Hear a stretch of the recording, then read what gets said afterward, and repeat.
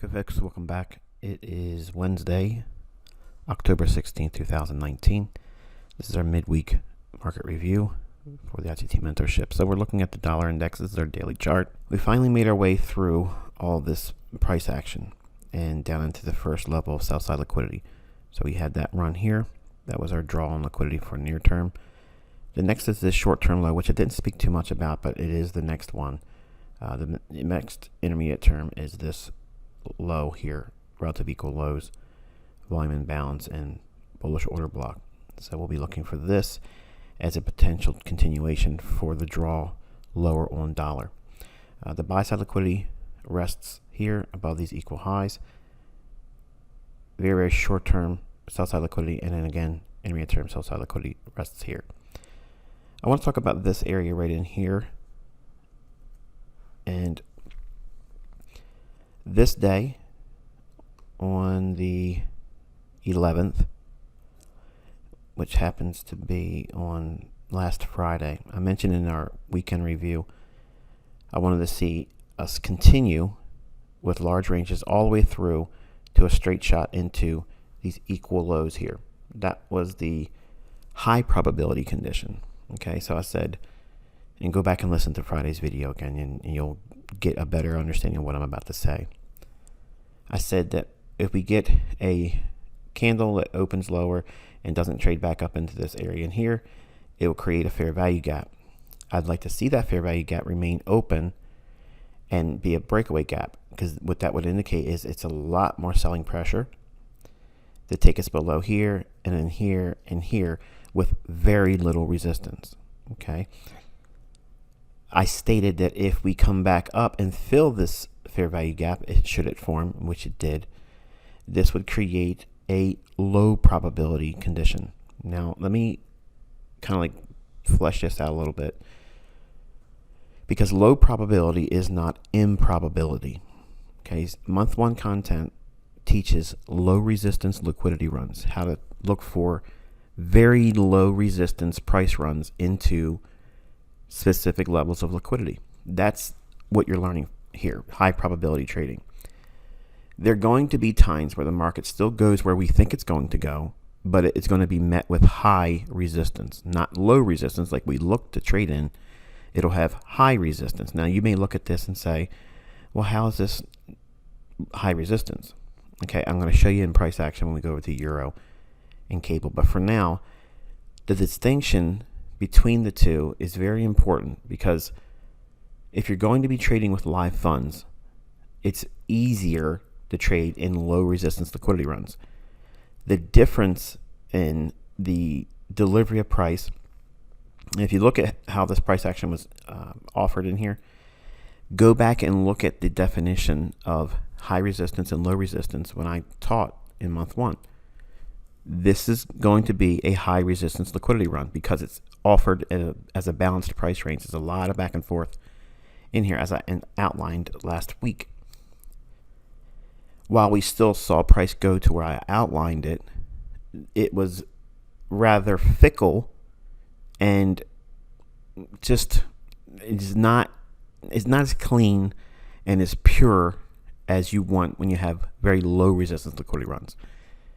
Just know that everything I outlined here happened, and it was to script. The things that I said that would be problematic, creating the scenario that would basically call this a low probability condition. Again, stressing the fact that low probability is still probable. It just means that in the grand scheme of things, high probability is what we're looking for. High probability, low resistance liquidity runs. Now, a high probability, low resistance liquidity run, as outlined in month one content, will have very easy price runs. It'll be big, smooth runs up. It won't be a lot of jagged, deep retracements, consolidations, false runs, then pulling back and hitting stops and then going again, and having all these intermittent type spikes before the actual move unfolds, as you'll see in euro and cable. So I want you to really study since last Friday. So we want to look at today's price action Wednesday, Tuesday, yesterday, Monday's price action, and then on Friday's price action. You want to study the dollar index the euro dollar and the British pound versus the dollar. Look at the 5 minute, the 15 minute, 30 minute, hour, 4 hour, daily. Really break that down and contrast that with when we see very clear high probability low resistance liquidity runs. You'll see the big difference. It'll be a stark contrast between what we're going to look at briefly here and then what we've seen in previous high probability low resistance liquidity runs. Okay. All right. So that's it for the dollar. We're going to go over right into the euro. And this is what I shared on Twitter. Obviously, you guys weren't seeing all this stuff up here because I don't teach mentorship on Twitter. But I like to share a weekly objective, or at least an example, for the free members that don't have the ability to be with us.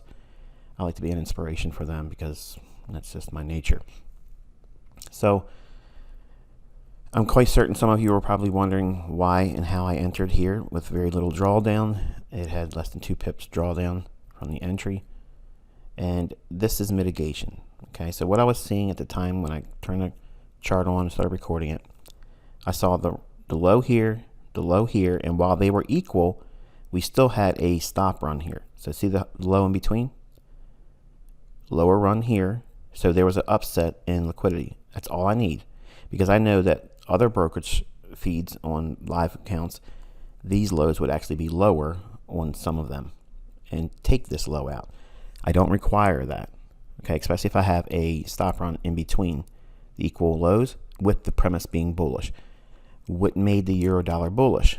Well, what we outlined here on the dollar index and the fact that we had this draw in liquidity. Dollar's weak. That means foreign currency is going to be allowed to rally. It's going to be hard for it to drop down. Okay, it's going to be easier, or let's say it this way, it should be easier for it to rally. Now look at this price action right in here. We had the run here. The next candle, we trade all the way back down, completely close it in. So we filled in all of this BISI, immediate. So it was an immediate rebalance.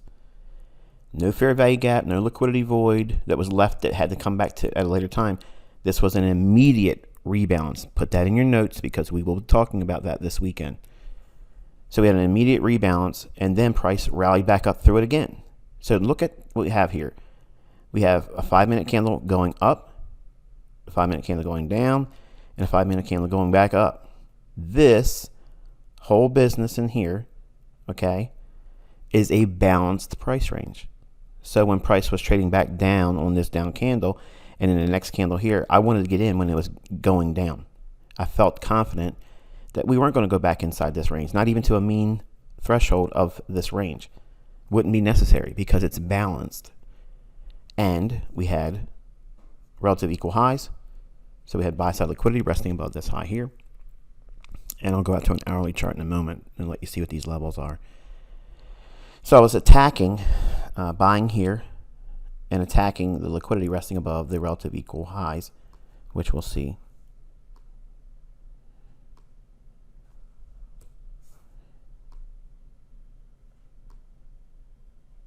Here. So you had relative equal highs, and then this high here. So I was telling everyone in that video to focus there. And let's zoom back in. And if you wouldn't have taken that trade, you have your standard mean threshold of bullish order block right here. Price trades down to it here. Add the spread. You can go long on that. Also, you have a optimal trade entry. Okay, trades down into sweet spot and almost to the 79% level to the pip, and add the spread, and that would be your objective for going long there also. So there's 3 different conditions that you could trade on in this general area. We have the mitigation block. Okay, now what makes this the mitigation block is the fact that we had, number one, the premise bullish on euro dollar, bearish on dollar, and we had a stop run down here. So price rallied through this high. So if we had this low being lower than this low here, much more significantly lower, then this would be deemed as a bullish breaker. But because it doesn't really form the breaker here, it is a mitigation block. So anything that were placed on short here, they have to mitigate that and take it off before price rallies. Okay, so IPTA holds price in here, allowing mitigation. And when you have that, and you have that understanding, you grow very comfortable when price is in consolidation and holding before the price runs. It's not fun to hold into it, but it allows you the confidence to still stick with it, because it spends a little bit of time in here and then came back, allowing mitigation again, and then takes off. Now again, all I want to do is target the clear level above this high, because that's free level and I have no problem teaching that level. But the red level here in this area up here, let's take another closer look at that. But I want to take this off because it's going to be a problem on the higher time frame. If I don't, it'll be too much clutter. So let's put us into an hourly chart, and we'll zoom out one more time. So why was I saying IPTA would not likely seek to purge those equal lows? Because we're part of this market maker buy model, and they're going to be running the liquidity here that we outlined weeks ago. Okay, so let me take this off. Okay, so we had an imbalance in here. Price came down, filled that, rallied, consolidated, mitigation, entry, and then rally up above these relative equal highs. Not holding for here, not holding for the fair value gap in here. It's on a 4-hour chart. Let me show you that, because I'm sure you're probably saying, what is up?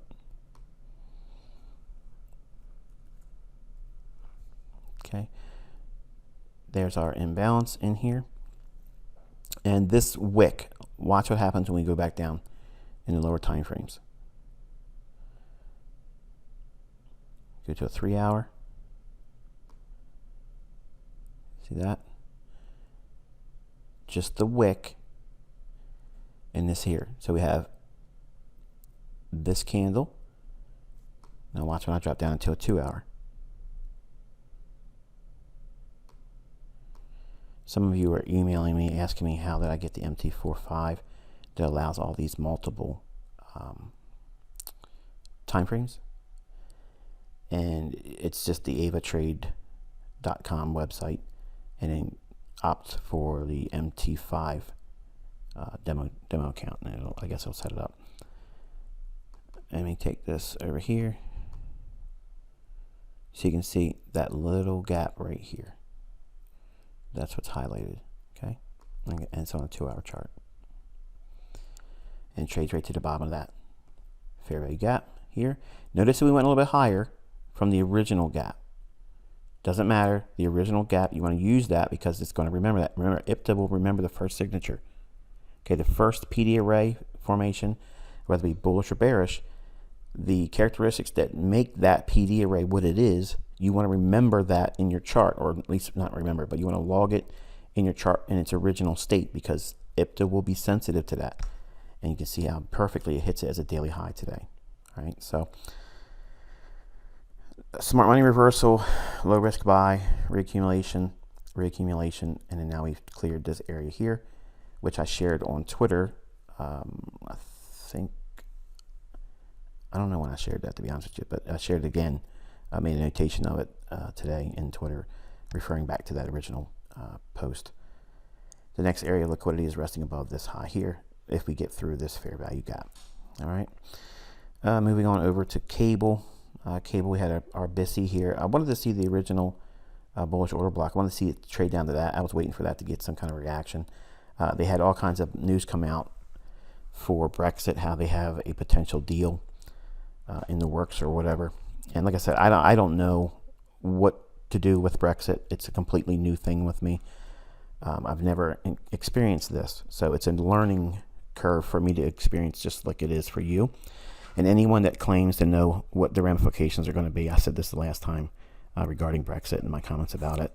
Anyone that says they know what's going to happen if they get a deal or don't get a deal, I don't care what you believe, okay? Most of the time, what would be commonly referred to as the expected outcome or the norm. What's norm? I mean, we have a European Union for the first time, okay? And if this country is able to annex itself from it, well, great. I'd like to see it happen personally because I don't believe in the European Union. But if it does or doesn't, the ramifications from a central bank level, you don't know what that's going to be, and I don't know what that's going to be. Okay, so we have to trust what price is telling us and stick with that, and that's what I'm doing here. Okay, so I also mentioned last couple of weeks, I said if you do trade cable and you don't know what you're doing, it can very easily hurt you. And these intraday swings of 80 to 100 pips in like 1 and 2 minutes, yeah, you got to know what you're doing. If you don't, you're really going to hurt yourself, especially if you're not listening and you're trading with live funds. You're not supposed to be doing that while you're in the mentorship. All right, so we reached up into the breaker here. If you recall, I said that we would be back up in this area probably around December. Go back and listen to the recordings. We got there pretty quick, ahead of schedule. So now that we've hit this breaker, I am not sure at the moment what we're going to do at all. I don't have any realistic objectives to draw your attention to other than these equal highs here. Okay, so I'll draw that out now in this particular recording. But just know that I don't have confidence to the degree to say it's going to go up here. Now, remember, I said that we would be up here around December. We got here in really short order. If we continuously move lower on the dollar, then this will be our objective. Okay, we'll be looking for the 132s, which is amazing, but it is what it is. So I'm sticking to the sidelines on cable. I did a very small little trade today. I got about 79, 78 pips, something like that. A rally in here. And I want to drop down into a 15-minute time frame.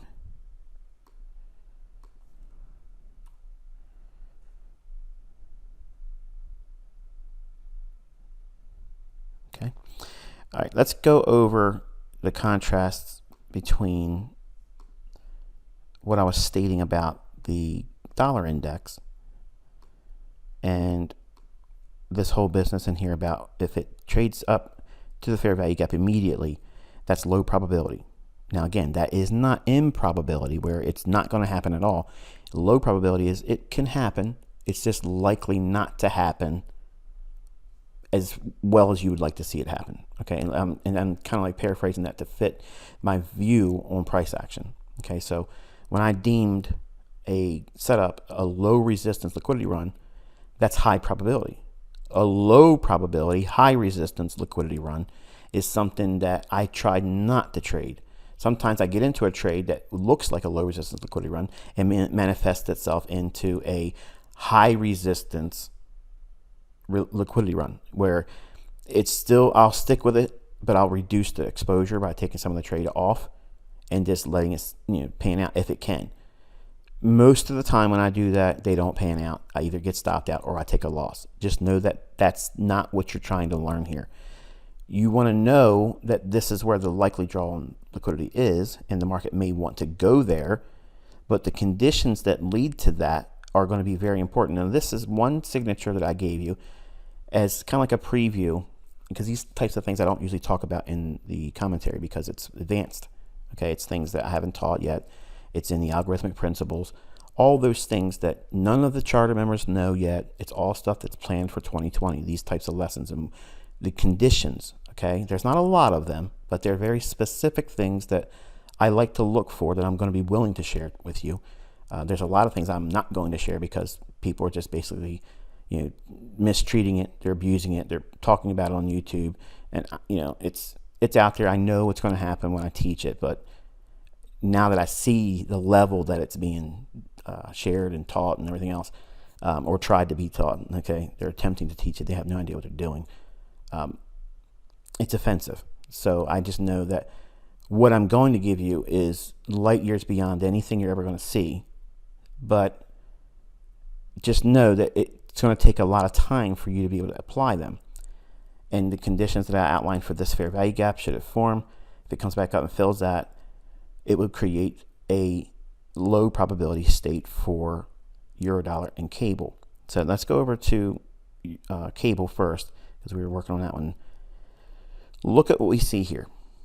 Yes, we have a imbalance here, BISI, buy side imbalance, sell side inefficiency. Our normal expectation would be to see what price trade down and rebalance that, which it does. Look at how price behaves after. Yes, we get a run, then it comes back, and then it runs, and it comes back, and then it runs, and it comes back, just jagged. A lot of this reach and give back, reach and give back, reach and give back. That is a high resistance liquidity run. All of the normal characteristics, equal highs being taken, relative equal highs being taken, another level of equal highs that are there, they'll be ready to be taken again. Those signatures are there, but look at the type of price action that has been shown. It's very, very hard to trust these and not experience a lot of retracement. This is what high resistance liquidity runs look like. Now look at euro dollar. Euro dollar again, we have this nice pop from here up, a lot of consolidation. A run doesn't get the equal highs. See what happens? Runs here and then deep retracement, run stops. Pops, runs a level, stops in here again, and then rallies. You see what I mean by that? That's a high resistance liquidity run. All of the signatures are there. Okay, all of our levels that we had on our higher time frame chart, they have been swept as we would expect. But it's been done on the basis of a high resistance liquidity run. Now, go back and look at other examples where we've outlined, or at least I have outlined, things, and I told you what to expect in terms of it being a low resistance liquidity run, and then how smoothly price runs right up into the levels, and there's really no opposition whatsoever. It's just a really buttery smooth run right on into profit. That's what you're learning here. I can show you these things, and it's important for you to learn about them, which is really the basis of this weekend's lesson in the Friday recording for our weekend review. I'll give you a little bit more information about high resistance liquidity runs and the immediate rebalances. So, because knowing those things will help ferret out trades that are questionable. Once you get into them, they morph into something entirely different. As soon as you see it, you really want to start managing it differently. Okay, you don't want to treat it the same way you would with a high probability, low resistance liquidity run, where it's just a clean run right into your profit. Very little drawdown, very little pullback, not drawdown, very little retracements at all. Whereas you have all this sloppy chop, someone that's versed like I am, I see what I'm looking for and I know I can work in it, but this is not my ideal scenario to trade in. And the trade I did in cable today was very, very small. It was literally 50 cents per pip. And I don't trade like that. I don't trade with leverage like that. But because I wanted to engage with it, that's what I did. So it was really nothing in terms of a great deal of money at risk, but I needed to be a part of it because I'm learning this whole Brexit thing. So by using my tools and putting something into it, I was able to see what was available in terms of liquidity, how the price behavior worked with my order, how it attacked the stop if it did at all, which it didn't, but nonetheless, how it behaved. And what we see here, this is high, again, I'm going to say this in closing, it's high resistance liquidity runs. This is what we've been seeing this week and from last week. They are still panning out, and the things I'm giving you from a higher time frame are developing and being delivered in price, but it's being done so in such a way that it's going to be very difficult for a new trader. For instance, you've learned the low resistance liquidity run in month one. But if you try to use that, it would be met with opposition because of the conditions that are in place right now based on what the dollar had to deal with in this balanced price range. Okay, so again, if this fair value gap here would have remained open and we just traded down with large ranges, what the translation would have been for cable is we wouldn't have had all this sloppy mess. It would have been just beautiful large candles on the upside, and euro dollar, same thing. We would have big large candles without all this back and forth, choppy false runs, stop out, and then run. Okay, this is not low resistance, high probability runs on liquidity. This is not high probability, low resistance liquidity runs. Okay, it's high resistance runs on liquidity. Okay, if you're not paying attention, if you don't really understand what I'm saying, okay, it's very easy to assume what I just said was the same thing. It's not. It's absolutely not. Go back and study the low resistance liquidity runs portion of month 1 content. Study that lesson again, okay? And then look at the signatures in euro and cable in the last couple of days, and you'll see that there's a stark contrast to what I taught in month 1 versus what we see here. It doesn't nullify what my analysis gave you in terms of where it was going to go. It just means that the conditions that you're trading in are different, very different, in the sense that you're probably more likely going to get stopped out, or you're going to miss your fill, or you're going to get shaken out of the trade because of your inexperience. Okay.